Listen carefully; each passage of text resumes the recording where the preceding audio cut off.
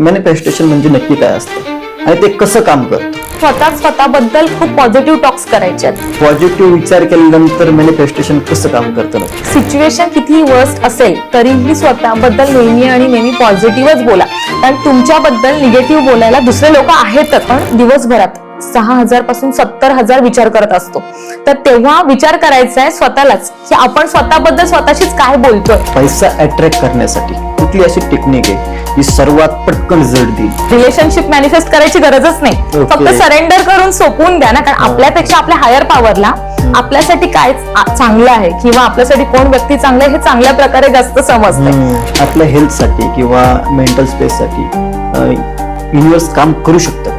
जे डेस्पिरेशन नसावा, सरेंडरची फिलिंग असावी.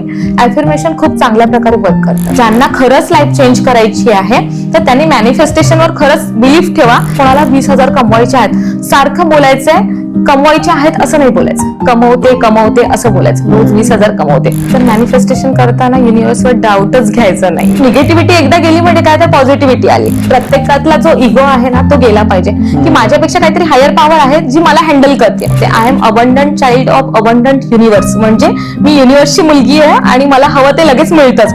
जसं जर तुम्ही विचार केलात मी सुखी आहे तर मी सुखीच आहे, आणि जर तुम्ही विचार केलात मी दुःखी आहे ना तर दुःखीच राहते.